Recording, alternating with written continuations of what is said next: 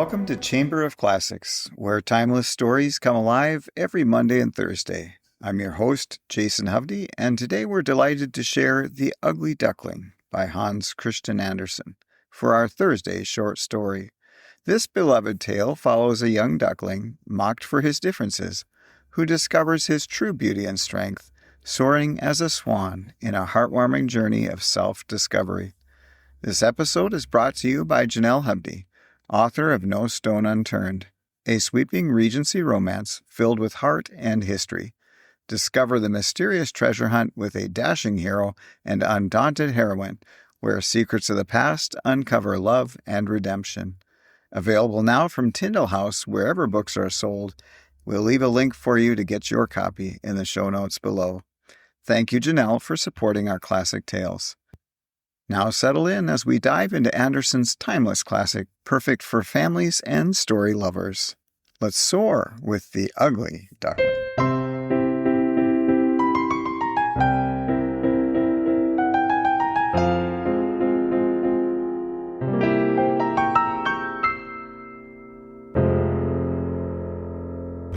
It was beautiful in the country.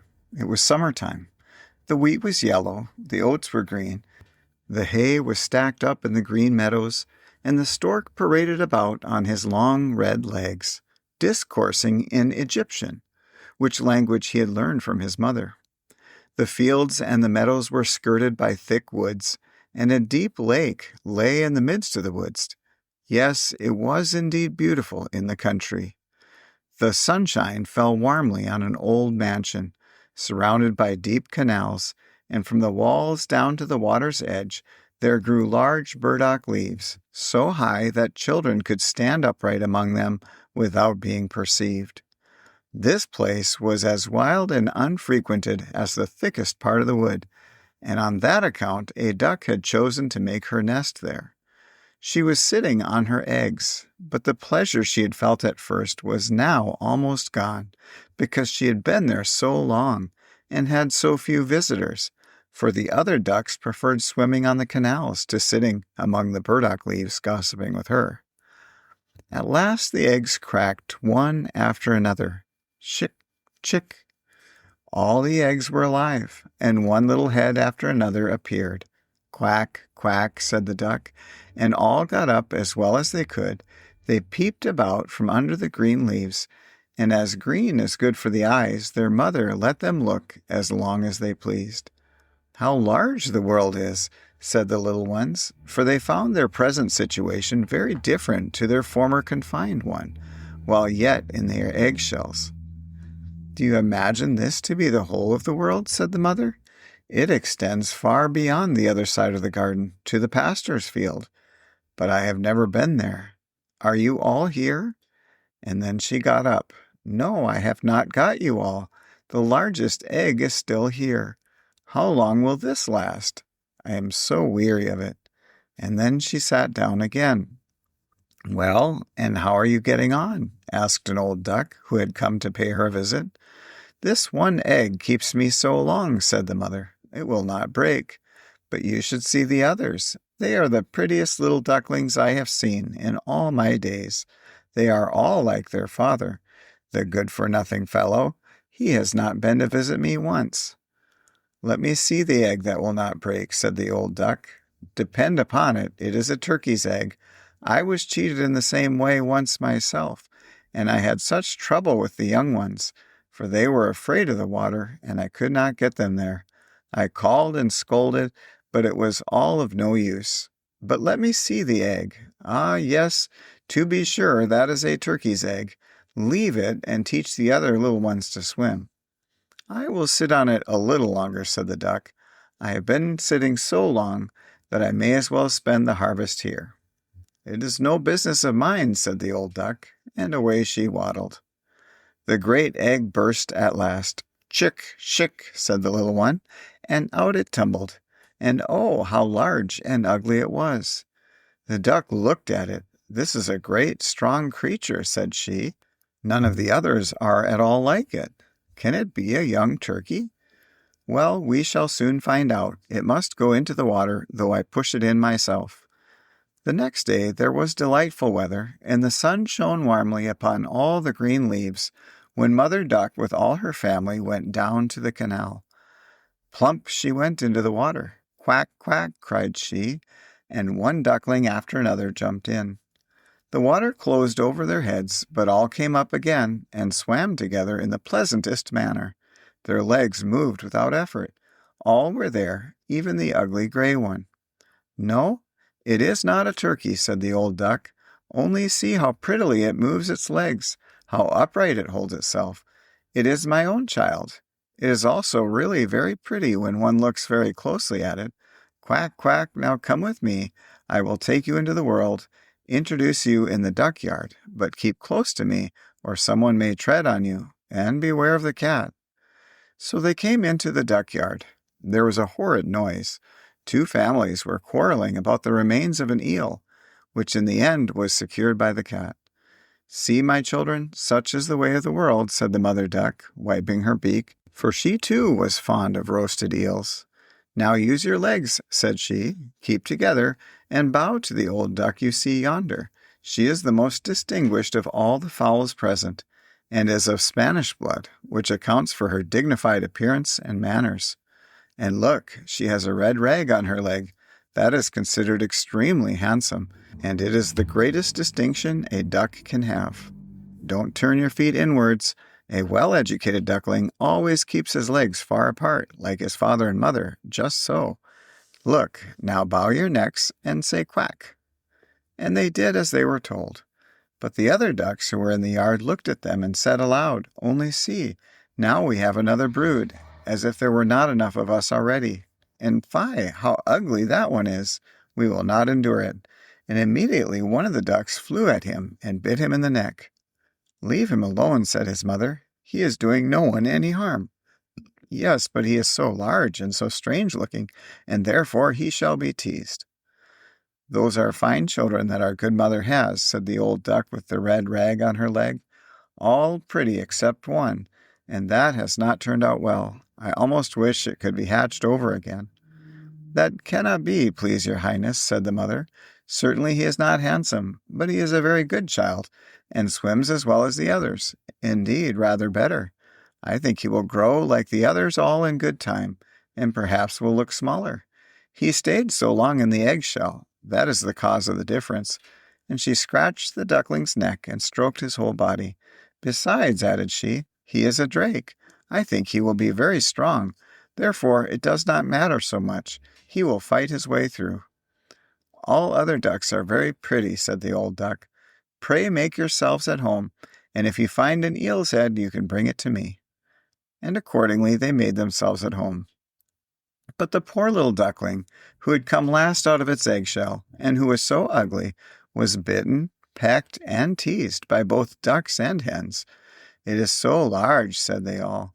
And the turkey, who had come into the world with spurs on, and therefore fancied he was an emperor, puffed himself up like a ship in full sail, and marched up to the duckling quite red with passion. The poor little thing scarcely knew what to do. He was quite distressed because he was so ugly, and because he was the jest of the poultry yard. So passed the first day, and afterwards matters grew worse and worse. The poor duckling was scorned by all. Even his brothers and sisters behaved unkindly, and were constantly saying, "The cat fetch thee, thou nasty creature." The mother said, "Ah, if thou wert only far away." The ducks bit at him, the hens pecked him, and the girl who fed the poultry kicked him. He ran over the hedge. The little birds in the bushes were terrified. "That is because I am so ugly," thought the duckling, shutting his eyes, but he ran on. At last he came to a wide moor, where lived some wild ducks. Here he lay the whole night, so tired and so comfortless. In the morning the wild ducks flew up, and perceived their new companion. "Pray, who are you?" asked they, and our little duckling turned himself in all directions, and greeted them as politely as possible. "You are really uncommonly ugly," said the wild ducks. "However, that does not matter to us, provided you do not marry into our families." Poor thing! He had never thought of marrying. He only begged permission to lie among the reeds and drink the water of the moor. There he lay for 2 whole days. On the third day there came 2 wild geese, or rather ganders, who had not been long out of their eggshells, which accounts for their impertinence. "Hark ye," said they, "you are so ugly that we like you infinitely well. Will you come with us and be a bird of passage? On another moor, not far from this, are some dear sweet wild geese, as lovely creatures as have ever said hiss, hiss. You are truly in the way to make your fortune, ugly as you are." Bang! A gun went off all at once, and both wild geese were stretched dead among the reeds. The water became red with blood. Bang! A gun went off again. Whole flocks of wild geese flew up from among the reeds, and another report followed. There was a grand hunting party. The hunters lay in ambush all around. Some were even sitting in the trees, whose huge branches stretched far over the moor. The blue smoke rose through the thick trees like a mist, and was dispersed as it fell over the water. The hounds splashed about in the mud. The reeds and rushes bent in all directions. How frightened the poor little duck was! He turned his head, thinking to hide it under his wings, and in a moment a most formidable-looking dog stood close to him, his tongue hanging out of his mouth, his eyes sparkling fearfully.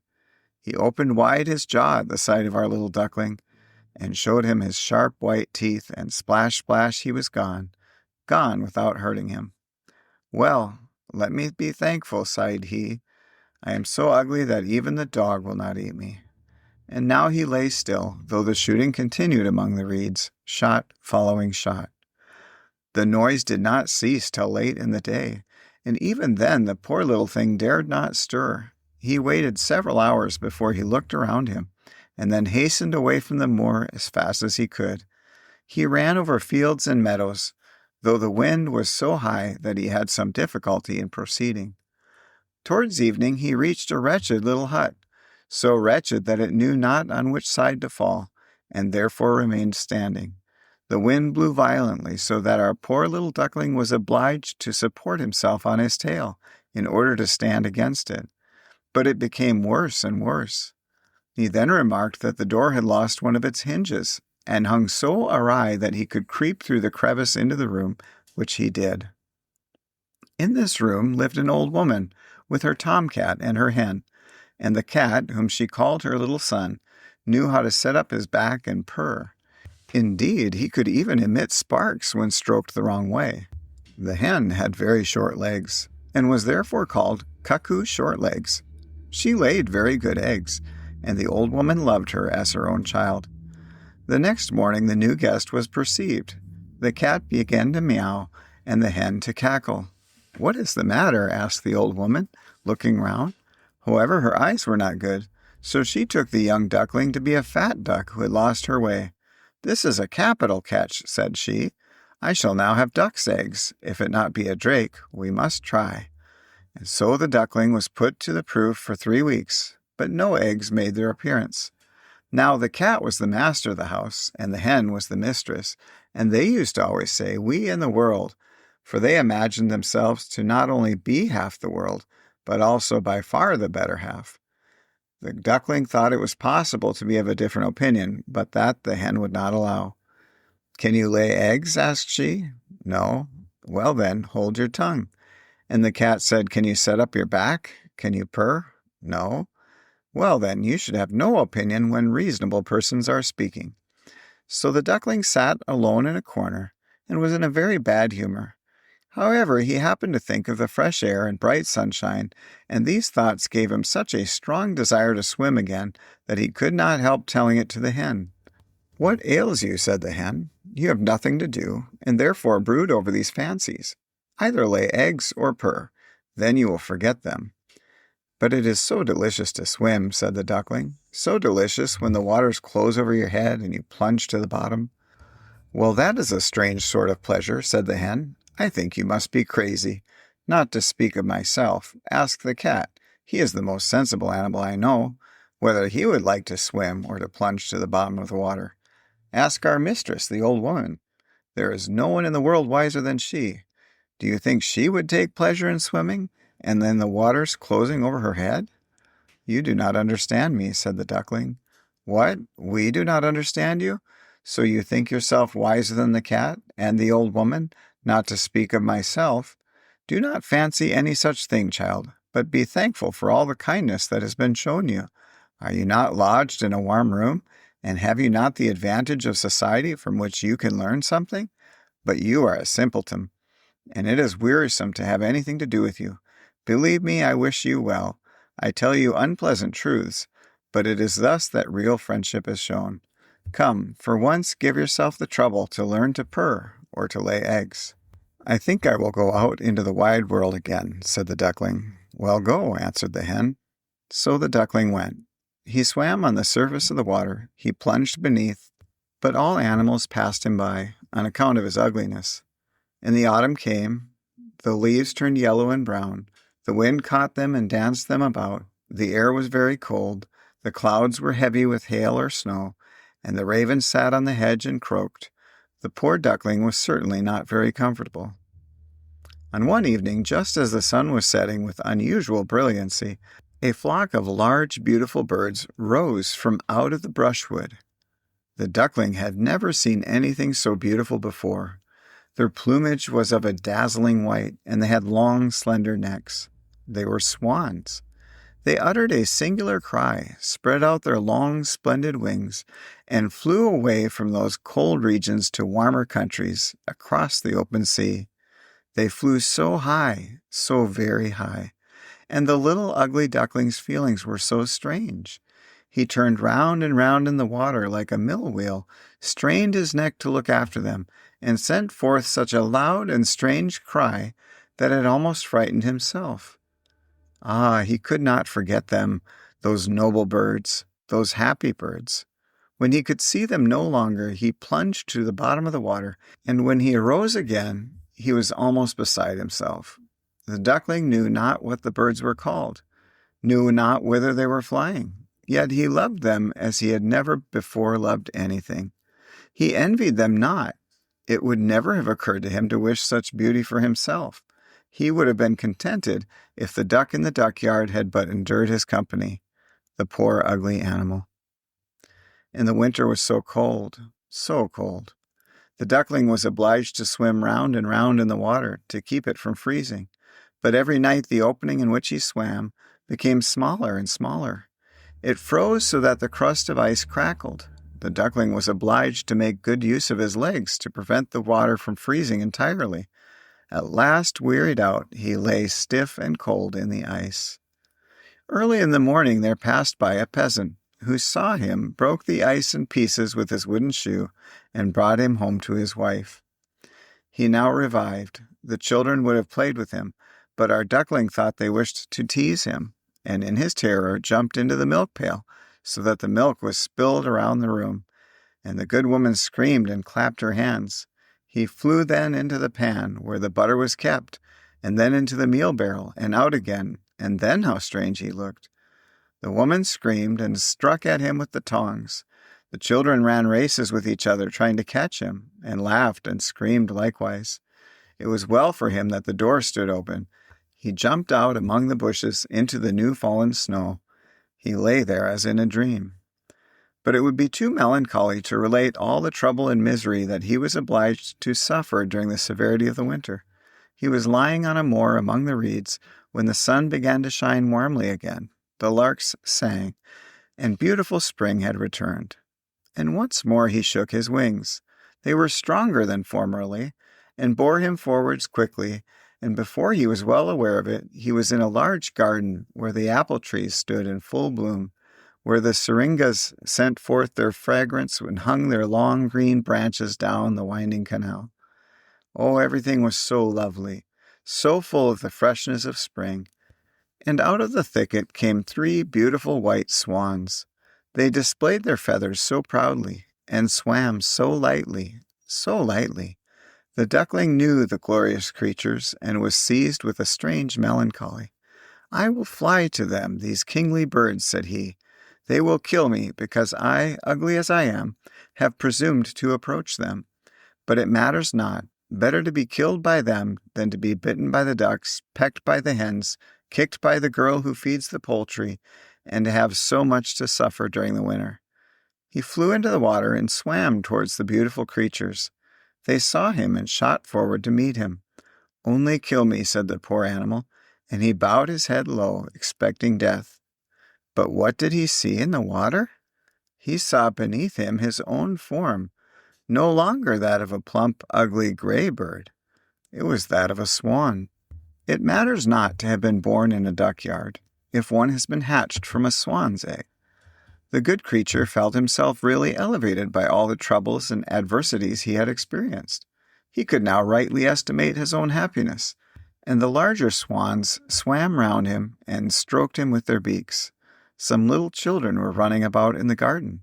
They threw grain and bread into the water, and the youngest exclaimed, "There's a new one!"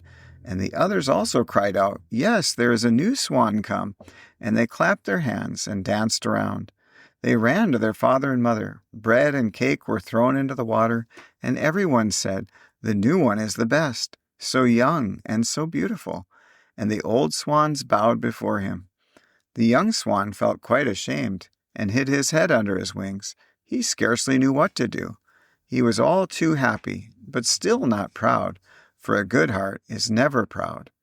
He remembered how he had been persecuted and derided, and he now heard everyone say he was the most beautiful of all beautiful birds. The syringas bent down their branches toward him, low into the water, and the sun shone so warmly and brightly. He shook his feathers, stretched his slender neck, and in the joy of his heart said, "How little did I dream of so much happiness when I was the ugly, despised duckling." The end. Thank you for joining us for Hans Christian Andersen's The Ugly Duckling on Chamber of Classics.